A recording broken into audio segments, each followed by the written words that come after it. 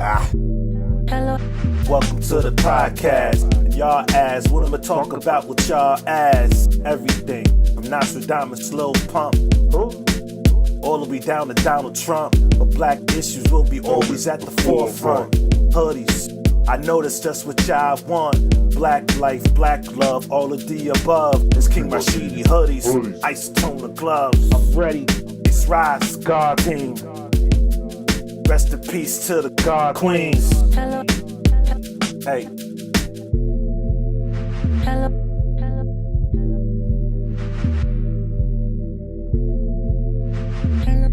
Peace, what's going on? I want to welcome you all back to another dope-ass episode of Hoodies, the podcast. I'm your dope host, King Rashidi. Let's get this thing popping, alright? You know the deal. First and foremost, I want to give a shout out to the Skill Youth Chess Club. It's the mentoring program specifically designed for black boys. You already know what we about.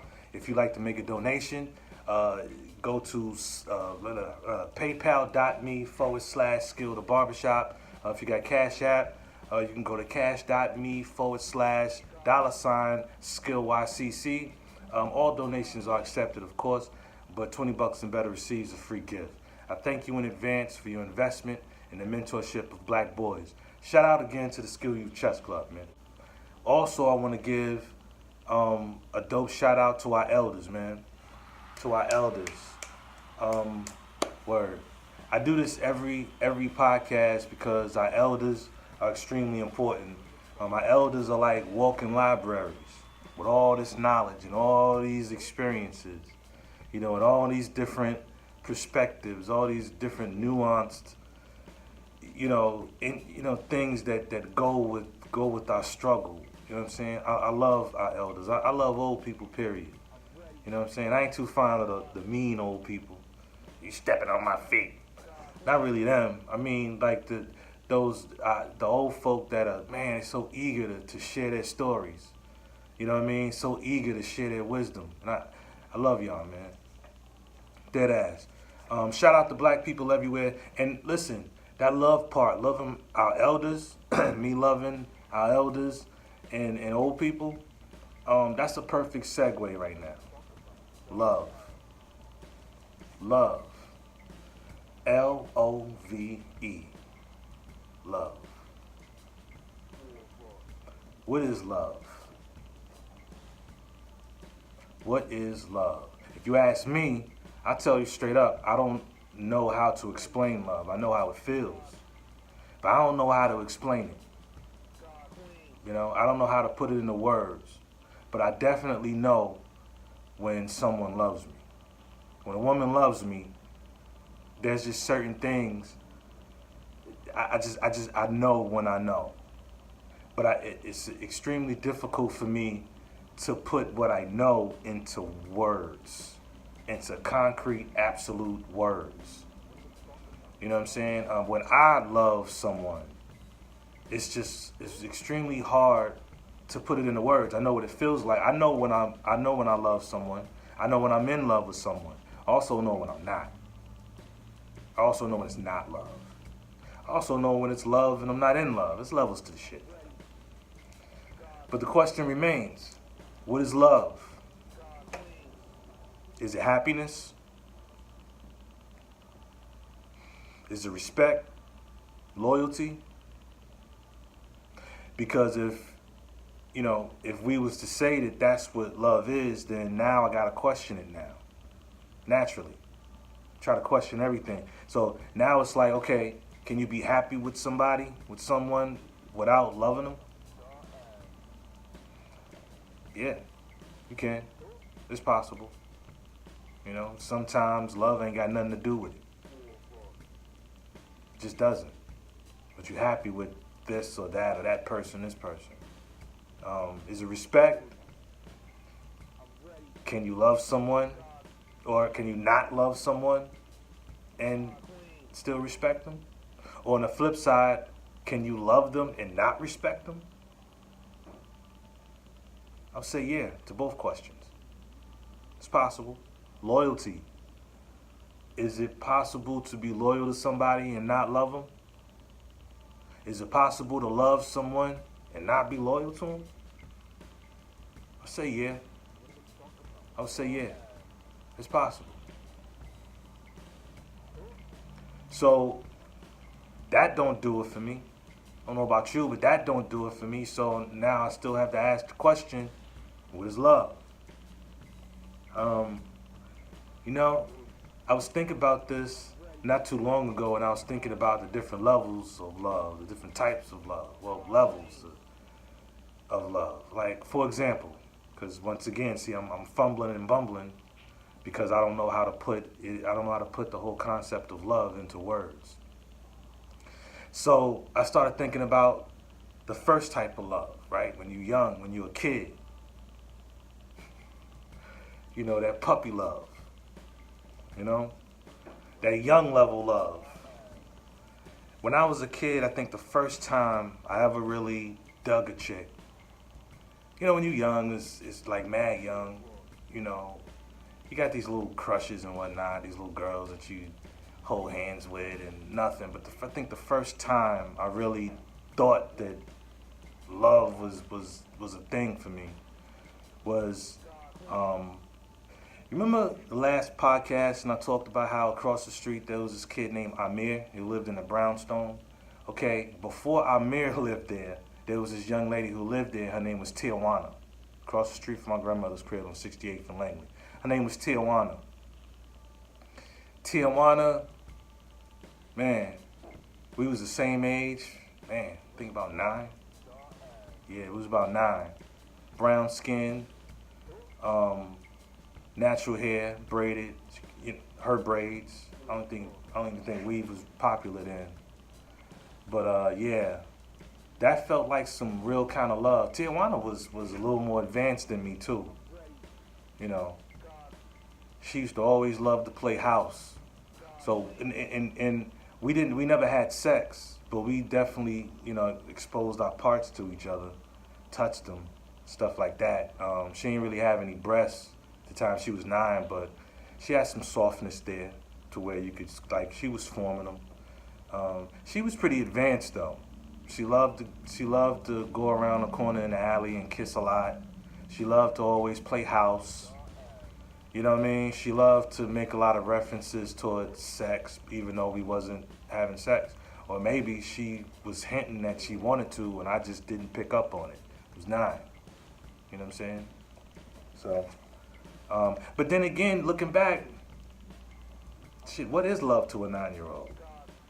Other than holding hands and sneaking in kisses because you're too young and, you know, your parents are going to say something. What is love? You know what I mean? Like what is it at that level? So I would go as far as to say that that is love on that level. You know? Because all the things you could do to possibly display it, she and, you know, me and this young lady, we did that. We displayed it. We talked to each other on the phone. We held hands. We kissed. We touched each other. We dry humped. You know what I'm saying? We did all of that. We wanted to be around each other all the time. When we wasn't around each other, we missed each other. So we displayed love the way we knew how. That's the level we was on. So it is love. It was love. You know what I'm saying? Now, the second phase of love, you know, like the next, well, not the second phase of love, but another level of love that I felt was in my 10th grade year in high school. Because after Tijuana it was just little, well, nah, I'm bugging. It was another stage, but it was still along the same lines, puppy love. This one was a little more serious. It was a young lady who lived a couple doors down from the place we was living in on 65th and Rose. This young lady's name was Valencia. Valencia was pretty advanced too. In fact, all the young ladies that I dealt with when I was a kid was always more advanced than I was. Always more advanced. You know what I'm saying? Always was a little more advanced than I was. Yeah, Valencia, she was, like I said, advanced. Um, yeah, that was mostly lust and showing each other off and stuff like that. Now she and I was sexually active. That actually was the first time I really had sex. If I'm being honest with you, I was 15, she was 13, way more advanced than me. In fact, shoot, she the first time she invited me over, when her mom's was at work, she was actually walking around with just like a white shirt with nothing on under it, and I didn't do nothing. I really didn't know how to approach it. I'm 15. I mean, okay, let me stop. I kissed girls, got a stinky, gave them a stinky pinky here and there, pulled some bra straps. I'm not saying that, but I wasn't sexually active just yet. So part of it was nervousness, but yeah, I don't know why I even went there. I was in 10th grade, living in Maryland at the time, Albert Einstein High School, science class. And there was this young lady who sat in front of me, right? She sat in front of me. And yeah, I remember she had, it wasn't long hair. It was, I guess, I want to say medium, but yeah, I guess it was kind of short. It was kind of like a little fro, but you can tell she used the curlers in it, and she would wear this little plastic joint. It was like a little plastic net thing that she would put to kind of hold her hair back or whatever. Anyway, we're in class, and I noticed that it was kind of unfastened and it was falling out. So I'm new. I'm new to this school. I'm new to the new to Maryland. Period. So I get her attention in front of me, like, psst, psst, hey, hey, your thing is falling out. I didn't know what to call it. I said, your hair thing is falling out, right? And she looked back at me. It was almost like it was in slow motion. She looked back. It was like, ding. Like that episode of Martin when they was talking about how Martin and Gina met, and he did this to his teeth and ding, and that's what it was like. And she was like, thanks. And man, I was a goner from there. And I guess she was too. That was a pretty. That was on that level. That was probably, it was a memorable relationship. She loved me. I loved her. Her moms used to give me nightmares though. Her moms was extremely protective of her, as she should have been. I'm a kid from Chicago. You know what I mean? By this time, I'm ready to, I'm a young growing boy, so I'm ready to, I'm ready to do that. She was an attractive young lady. She was nice and thick, all that. So, but yeah, her moms used to give me nightmares, man. Her moms wasn't too fond of me. She was pretty conservative. She didn't like the fact that I had an earring in my ear, stuff like that. So, but somehow, me and her daughter ended up, getting real close, very, very close. We became sexually active. In fact, she was pregnant at one point. If she was ever to watch this, she probably feels some type of way. But I'm not lying, and I ain't degrading nobody. Just simply sharing my experience. But yeah, she ended up becoming pregnant. I remember being extremely worried. Like I remember I couldn't sleep at one point because I was wondering what the hell was I gonna do with a kid. I was thinking, damn, I'm probably gonna have to not go to college or anything because I'm gonna have to work. I'm trying to think, what grade was we in by this time? I think I want to say 11th grade by the time that happened. We started having sex and shit. At one point I stopped pulling out. Well, started off with condoms, and then once the condom broke, that feeling felt so much better. Then we got complacent, and I started popping off in her. Anyway, that's apparent, right? Because she was pregnant. So,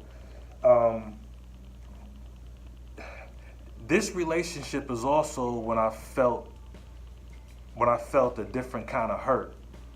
right? Because me and Tijuana, even though we was young, that was a hurtful breakup. Damn, I'm skipping all kinds of stuff. Now the breakup with me and Tijuana it was some straight up young shit, right? In this brownstone that she lived in, there was, you go up the stairs, then there's the first floor, right? When you just go in, open up that main door, and then you go into the first unit. Then, of course, the other unit's on the second floor. She lived on the second floor.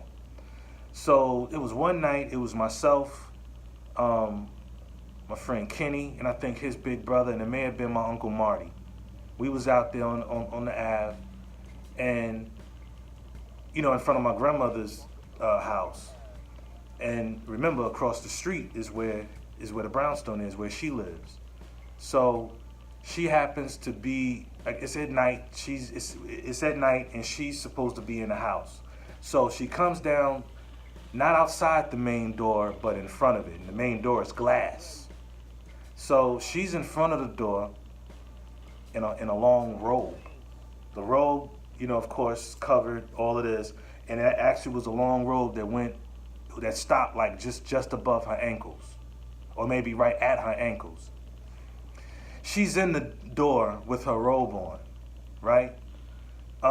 So it's myself, Kenny, his older brother, and I think my Uncle Marty. I can't remember if he was there. I think he was. So they playing around. No. Kenny's older brother was like, yo, let's see if she's loyal to you, or something along those lines. So he said to her, open it up. We out in the street, she's up in the apartment, in the main door. He's like, open it up. Then, of course, his little brother Kenny, he chimes in too. He's emulating his older brother. So he's like, yeah, open it up. And I'll be damned. I started to yell out and say, no, you don't do that. But I'm thinking, it's a no-brainer. Why would you do that? Number one, why would you open up your robe to some, why would you do that? Number two, you're my fucking girlfriend. Why the fuck would you do that? She went, and then she just flashed. She didn't hold it open like that. She flashed him. It was just, and under it was, she had on some panties, but, under the robe, it was just her, I'm not going to say flat chest. She had a little, she had a little something there. So it was just that. Man, I was crushed. It was over. It was over. It was just over. I had nothing else to say to her. And ironically enough, well, it might not even be ironic. After the fact, she ended up with Kenny. Yeah, she ended up with Kenny. Yeah, I guess we was too young to know about the bro code. But yeah, she ended up with Kenny. Yeah, anyway, yeah, I'm doing it again. Okay, so fast forward to the young lady in high school. Her name was Leslie. So Leslie, becomes pregnant, and so like I said, it kept me up and all of that. Kept us both up. She was even worried. So what her mom did was, and this is just the truth. I ain't talking bad about nobody. This is just the truth. Her mom forced her. Her mom got her to get an abortion, and she was also instructed to not tell me. I didn't know until after the fact, and she explained that her mom didn't want her to tell me because she feels as though I would have tried to talk her out of it or something like that. And as a matter of fact, I found that out from she called me and said that she went and had an abortion, and a part of me was relieved, but then there was another part of me that felt some type of way. Like, why would your mom's Like I could have, maybe I wouldn't have stopped her. I was just as scared. I was just as nervous. Maybe I just wanted to be some sort of support. But anyway, what happened happened, and that I feel changed our relationship, and this love felt different. This type of love left me a little bitter at some point. You know, um, I remember when she left. We was living in Maryland. I remember when she left to go away to school. She actually came out here, Hampton actually. She went away to school, and I remember the last day I seen her before she left to go to school. And man, leaving her because she had this long, not too long, but a long walkway, and then of course there's the street. So I walked from her crib, down the walkway, and that whole long walkway. Let me tell you something, man. I never, ever, ever cried like that. With the thing with Tijuana, that's the young lady who lived across the street in the brownstone. Like I said, I'm all over the place, but follow me here. Tijuana was the young lady in the brownstone. Now with her, I was more so pissed off than anything. I was still hurt, but I was pissed off. So I didn't cry or anything. I was just like, man, fuck her, man. You know what I mean? Fuck that bitch. That's how I felt. So fast forward back to Leslie. She's the last time I'm seeing her before she's going away to school. That long walkway, man, I cried like a baby, man. And I don't mean just tears flowing. I mean, like trying to hold it in, but I couldn't. I was hurt. You know what I mean? Like, she was good to me, man. And yeah, she felt the way she felt manipulated by her mother. In fact, her mother had called for a meeting of us two, and then broke it down to talk about how she felt as though she was doing what was best for her daughter. And I think if I remember correctly, she even admitted that the way she went about it was wrong. So, yeah, so I don't know, that second kind of love was so much more serious. It's a different kind of hurt. It's kind of, I think I might have developed a bit of a trust issue with Tijuana. I damn sure developed one about women, period, with that thing with Leslie. You know what I'm saying? Like I said, her moms used to give me nightmares. I used to have nightmares that one day her moms came home and caught us like her sisters did, a couple times before, butt naked. Well, maybe not butt naked, but we're butt naked, but we ran in the closet to hide ourselves. So she can't see that we're butt naked, but we're butt naked. Or at least from the bottom down. Anyway, yeah, I used to have this dream that Leslie's moms, like I was hiding under her bed because her moms came home, and her moms knew I was there under the bed in her room, but she acted like she didn't know. So what she did was, she was talking to her daughter, "You sure nobody's here?" So she's saying to her, "You sure nobody's here, baby?" And she said, "No, Mom, no, nobody's here." Lying her ass off with the sincerest of eyes. Her mom goes downstairs, goes in the kitchen, grabs a butcher knife, comes back upstairs, and calmly sits down on the bed, right, that I'm under, and just starts to poke me. And of course I'm she's sticking me, and I'm trying to act like I'm not under there. I'm not saying anything. I'm just you know what I'm saying? Of course this is a dream, but that was pretty serious, man. I remember those dreams just like it was yesterday. But anyway, second phase of love hurts a little bit more, So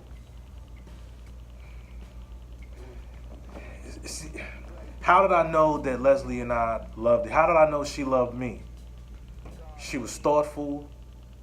She was somebody I could confide in.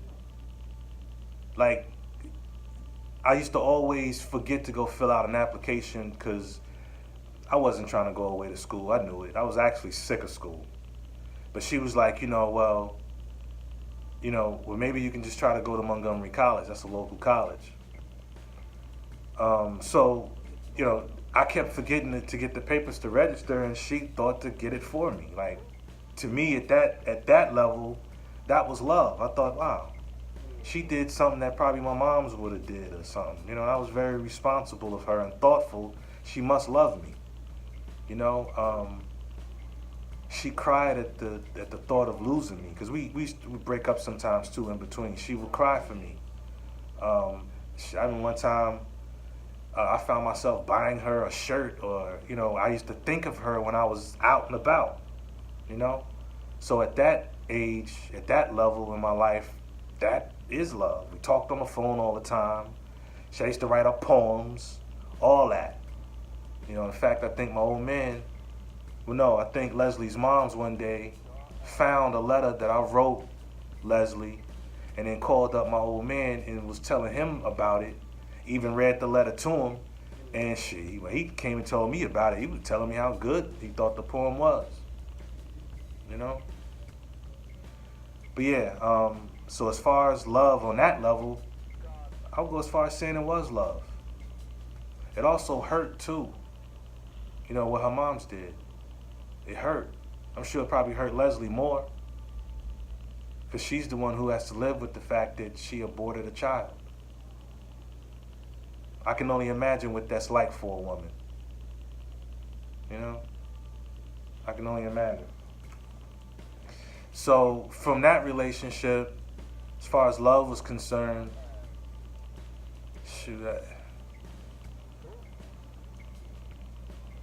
let's go to the third phase. I don't want to go into my phase as a womanizer, because there definitely was no love there. There was I loved being a womanizer at the time. I'm gonna be honest with you. I loved being a womanizer. I'm getting off script. Then there's the third phase, which I believe to be the third phase of love. Even though I can't break down what love is, there's the phase where you get to where you've kind of seen it all. You've kind of seen it all. I'll be 45 in July. And I would say that sometimes I feel as though I've seen it all. In fact, at this particular point in my development, I'm going to say that I've seen it all. And so at this particular phase in my life, okay, the love rather that I do want is, I just want a love to where myself and my partner, I just want she and I to be able to have like an exchange of information, right? Like some sort of exchange of information that can make me better. And I mean, like I said, an exchange. We can do this to each other, like being a team, making each other better. You know what I mean? And not putting so much relevance on sex. I've had some failed relationships because after the sex gets old, I get bored. Not to mention, well, let me tell you why I get bored, right? Because, especially now, if all that there is to this thing is sex, I get bored because there used to be a time when if sex wasn't involved, if we wasn't having sex, you wasn't over my crib. It wasn't a whole lot to talk about if we wasn't talking. You know what I mean? Like we could be female. You could be my female friend, yes. I'm not saying I was incapable of being friends. But if you in my crib and we chilling like that, if we wasn't smashing, I wasn't really trying to chill with you like that.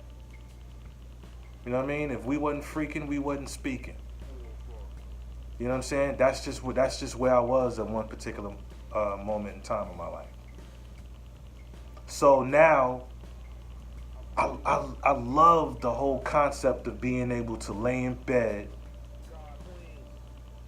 you know what I'm saying, with my lady, butt naked, and able to have a serious exchange of information, even if it's sharing something from my past, telling a story, or I don't know, some deep conversation. I'm at a level to where if the only thing you have to offer is sex, I'm gonna get bored. I'm gonna get seriously bored. Quick. I will get bored. I gotta be able to talk to you. Maybe teach you a little something. I've seen some things. I've been some places. I've been through some stuff. Good, bad, you name it. I've been around, man. I got story for everything. Oh yeah. And I would love to be, I love the concept of being with someone who also has some information to give. I need that, man. I need to be fed. I need to be stimulated. I need that. I love that. But at the same time, I'm going to keep it real. I still cannot put into words what love is. But like I said, I know it when I feel it. I just need, there's got to be more to it than sex. It has to be. Or else I will get bored. I get sex anywhere. It's nothing. If we're being honest here. And so can she. She can get sex from me. Please, it's nothing. A woman is probably fighting off dick soon as she walks out the fucking door. You know? But rest assured, it ain't no different for a man. I'm a barber. Trust me, I know. Sex is easy. But if that's all you got, where I'm at now, if that's all you got, okay, but I would get bored. I will get bored. What happens when you're not in the mood? Then what? What happens when you get old? And them parts don't move like they used to. But then there's other types of love, right? There's other types of love. I got love for my people. Goes without saying that I love my family. Even the ones that I don't care to be around anymore. But I love my family. My sons. I love them. But then there's a love for my people. Black people. I've said this before. I can't help loving my people because I love myself. And when I love myself, I believe in myself, and I'm proud of myself, I can't help but to love people who look like me. But to believe in people who look like me. I can't help it. It's just how I'm wired. You know? So with that said, sometimes I think to myself, is love standing in my way? Sometimes. Is it my love for my people that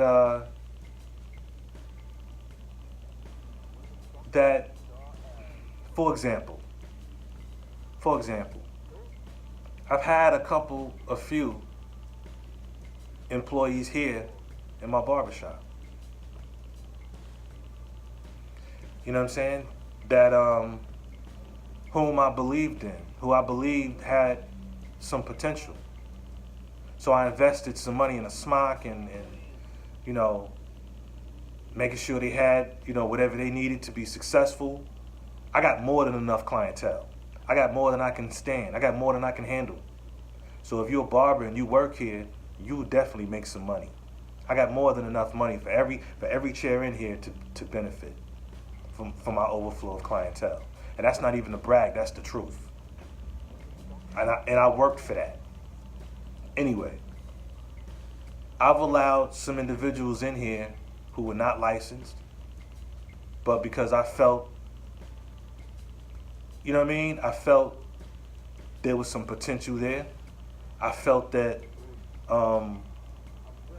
this individual, if I lead by example, maybe they'll tighten up and be on the level.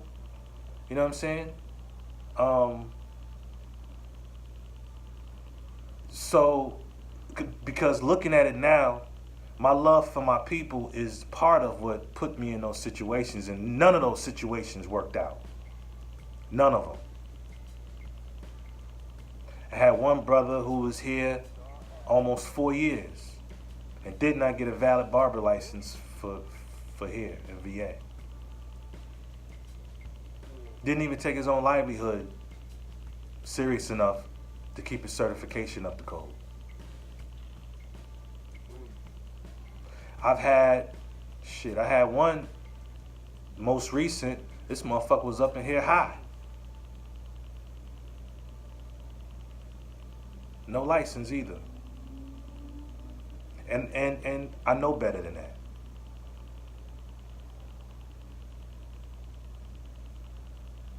So at the end of the day, maybe that ain't love.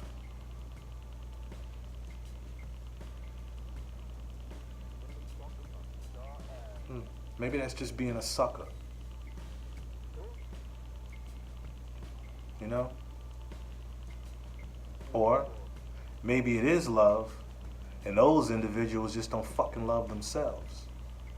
I mean, think about it. Why do Negroes, why do black folk go hard than the motherfucker? Right? You know, for other people, like white folk, when they working for somebody else, they go hard as shit.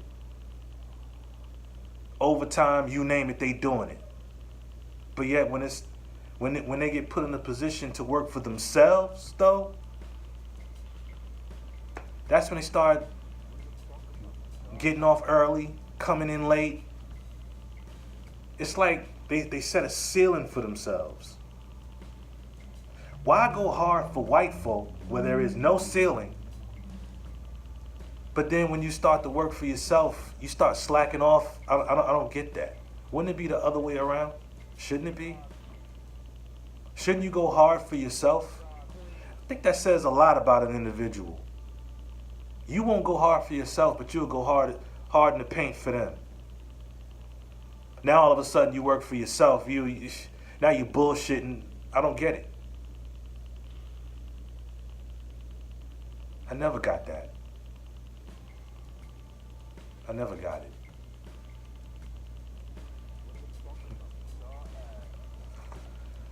Yeah.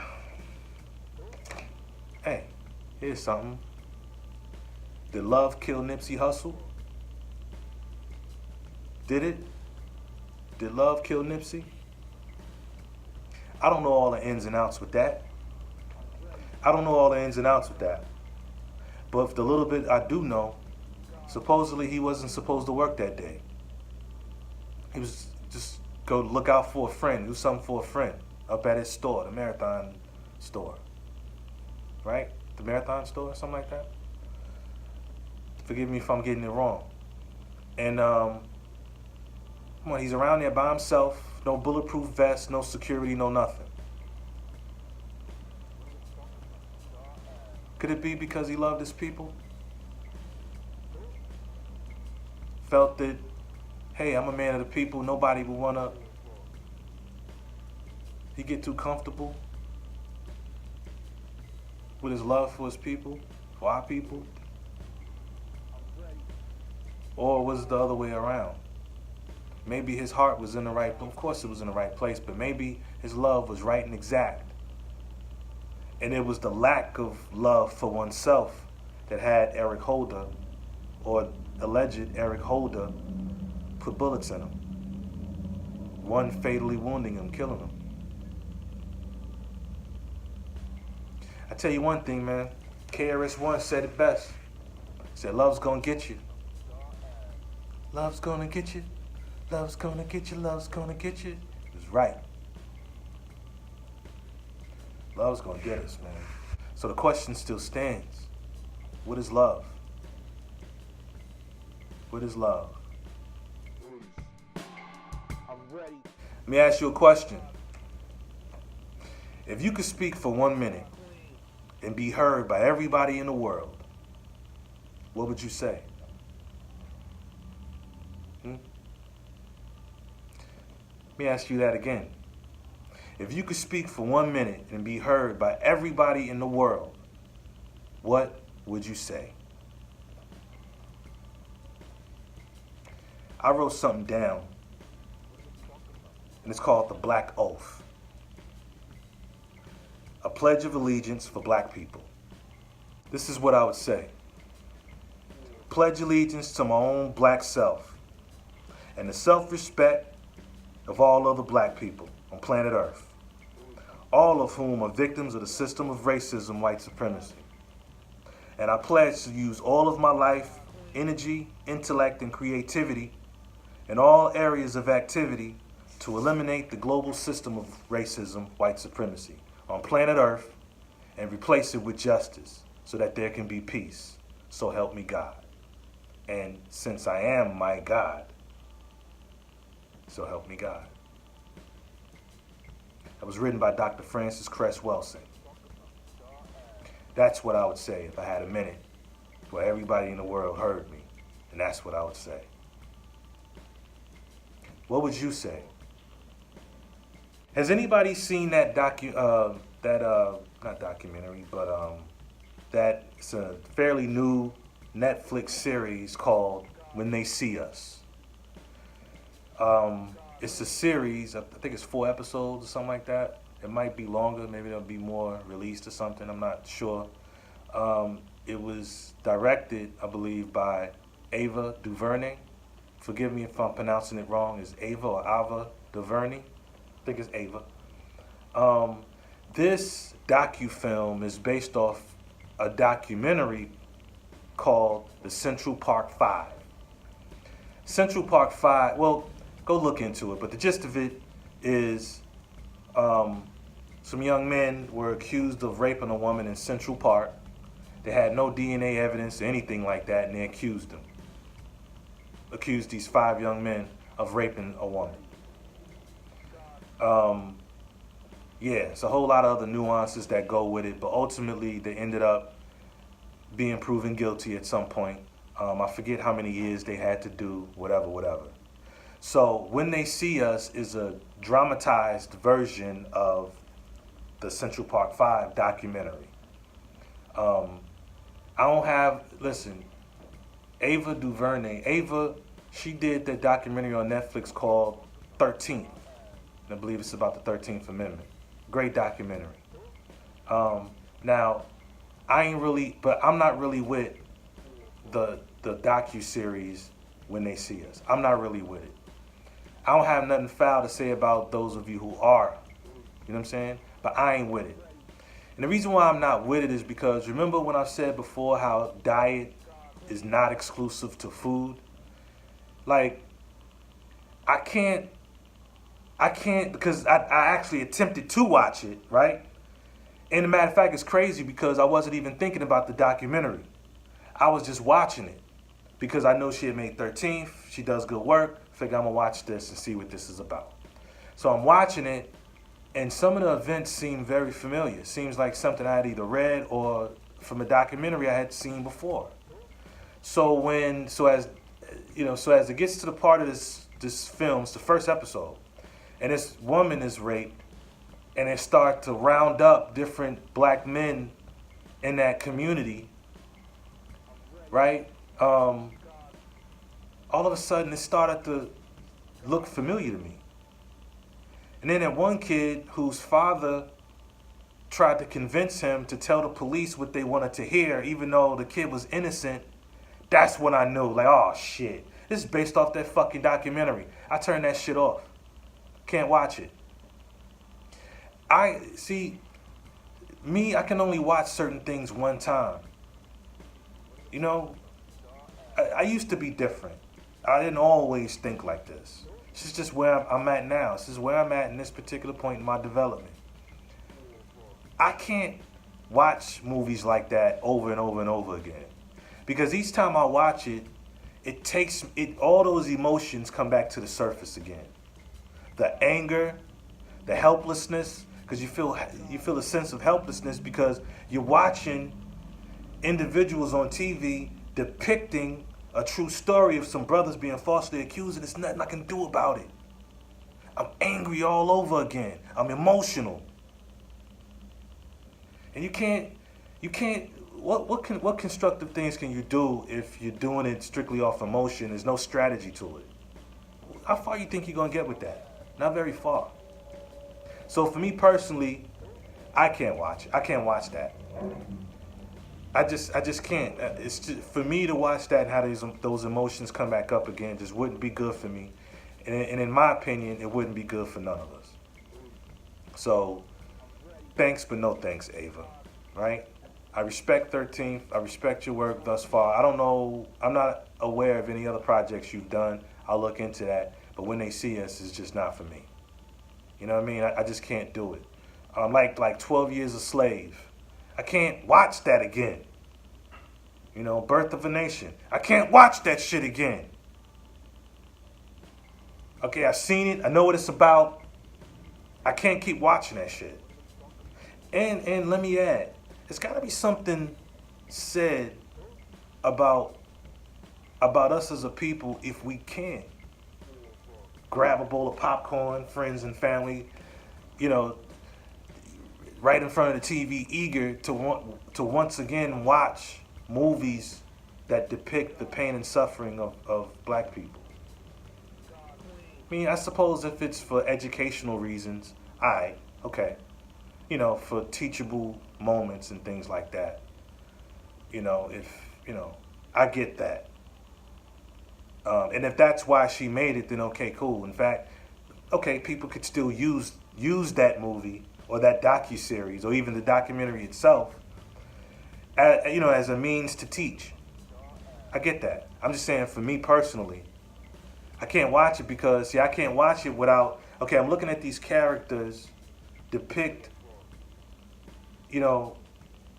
like I can't see the characters. I see the actual brothers who live that shit. Matter of fact, once again, I don't see the characters that's acting out those roles. I see these young brothers from my chess club. I'm gonna fuck around and hurt somebody. It's not good for me to get in that space. Seen it once, okay. I'm abreast of the Central Park 5, that situation. I don't need to see a dramatic version of it and a dramatized version of it. I just don't need to see that. More power to you if you do. And I remember in the documentary, Donald Trump was in it. Those boys are guilty and they raped that woman or something like that. So, like I said, I only seen the first episode of When They See Us. And there's no reason, in my mind right now, I don't see no reason why she wouldn't add what was in the documentary in the docuseries. And I just kind of hope that, I don't know, there's a part of me that almost thinks that, I hope that this docuseries was not made so that it can be used as a tool to get black people to start voting Democrat again. Because that I haven't seen it. Hey, listen, I could be wrong. Y'all correct me if I'm wrong, but at some point Donald Trump is going to come up in this docuseries because he was in the documentary. I just hope it just doesn't turn into this, fuck Republicans, let's vote Democrat, when Democrats ain't done shit for us either. Right? I mean, wasn't Bill Clinton a Democrat? 94 crime bill? Democrat? Does that ring a bell? I mean, I don't fuck with politics like that no more. Not that I was big time in it, but when Barack was in it, I tend to pay attention to it a lot more than I did before.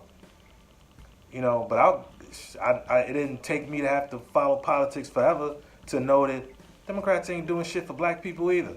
Republicans none of those parties are doing shit for us. Once again, ain't nobody, come on, man. You think if change is going to be made, we're going to have to do it. And that's all I got to say about that. I'm going to go ahead and get up out of here. I just want to tell y'all that I love y'all, man. I love you because I love myself. I believe in you because I believe in myself. I'm King Rashidi, and this is Hoodies. Juice. All right?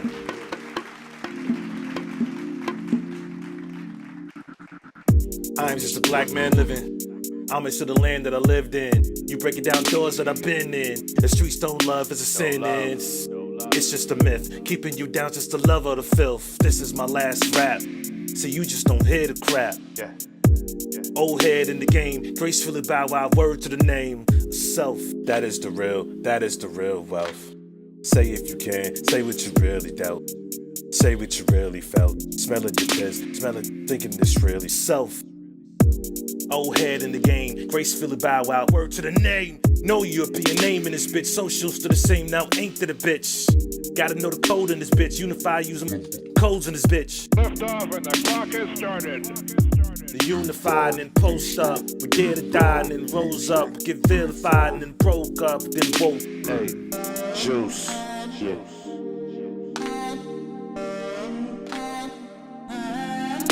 Juice.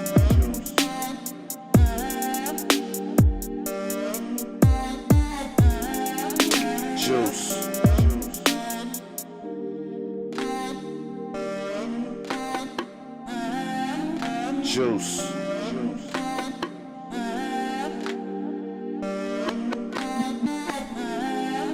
Juice. Shit, you already know ain't nobody coming back to save us. I don't care who you pray to. It's up to us, man, and that's probably what scares us. It scares us because it's just the thought of us being in control of us. That's what's This scary. is my last rap. My new bitch, she thinking she black. The flag is up right in the back. Indigenous, fuck you, I'm black. Astro Project and Session Realm. Get a dope swagger than the rest of them. No body, boy, I be the best of them.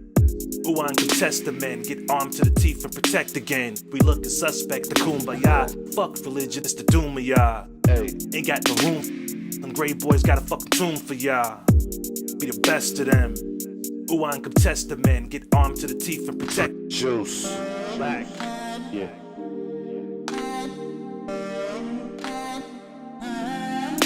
Juice.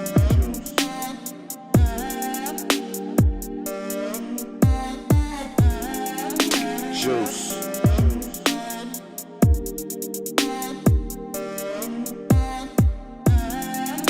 Juice.